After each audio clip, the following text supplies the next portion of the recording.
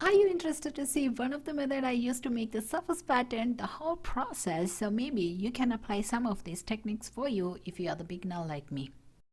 Hello everyone. Good morning. My name is Lena. I'm an illustrator from my studio Linsara Illustration, mainly as surface pattern illustrator, and I also do illustrations for company advertisements, children's book illustration, and book cover illustration. Today I wanted to show my another method of making the pattern designs. Now I do only flower or botanical illustration only for the surface patterns. So today I will share around those. Few months before, I have shared my learning process of creating patterns. Many things have changed since then, so now I'm going to share more updated version, my own method of creating patterns. First step is theme and inspiration. Now, whichever style or method you use for your drawings, finding your theme and inspirations can really help you to develop patterns. From my last real-time sketchbook sessions, you might have saw the 4 patterns I did on my sketchbook. If not, I will link it over here. So for this project, I find my inspiration from other artists. I have studied through how they are doing patterns. One thing I find really interesting was one set of flowers or plants and 4 to 6 set of patterns. Now, from an artist named Cat Coquelet,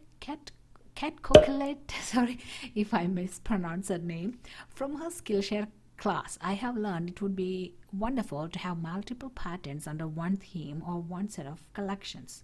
So I'm trying to use the same principle over here. So the sketchbook I did is not the final pattern, but that will be the main pattern or main inspiration for my patterns. Once I find the inspiration and decided how many patterns and what type of patterns and which theme I want to do, I draw based on those.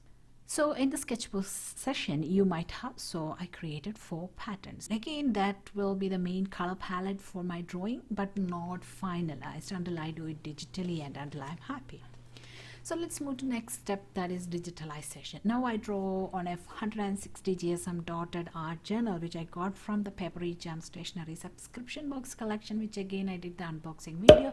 I will leave the link for those who never watched that video. And it was a rough sketch, so I'm just scanning those to my iPad to get the plants I choose and color I choose. It means I won't be editing the patterns I created on sketchbook in Photoshop or any other software. I will be entirely redraw those and make it into new patterns. I chose to redraw because it is helping me to have more clear patterns, make more clear patterns instead of just copying that. So it's not just copying, so it is helping me to create more ideas.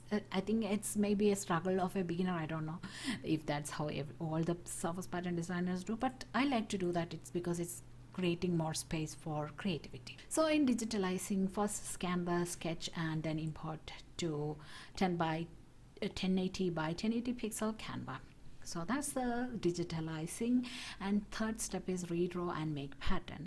So in the third step, I redraw those patterns, a line drawing and I'll do a line drawing and then create a pattern. So it will be similar to the sketchbook, but not exactly the same. I'll be creating it as a pattern. So how the art speaks to me is where the pattern begins. So if you would like to see the brushes I use for most of the pattern design, let me know in the comment section.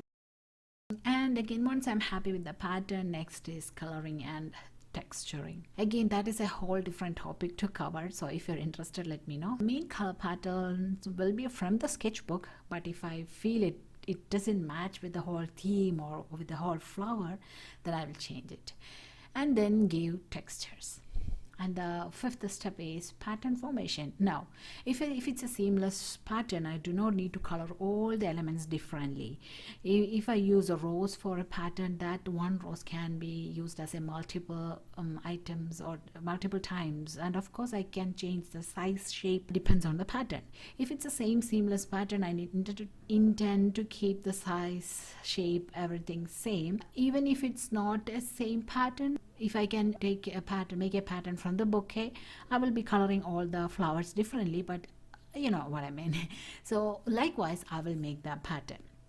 So again, if you want to see how I make the pattern in case of a repeated pattern, or by taking a cluster pattern and make it into a seamless pattern, if you want to see that, let me know that.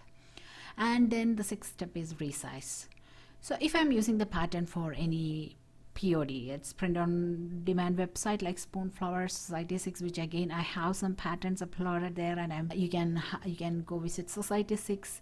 I will be linking all of that links in the description. So I have uploaded some of those, and I'm waiting for the Spoonflower, my first sample, to start the pattern uploads. So I resize the pattern according to each site required size, and also for some reels and socials as well. So this is my one method of pattern making from scratch. It doesn't mean that I use the same method for all patterns. It might change.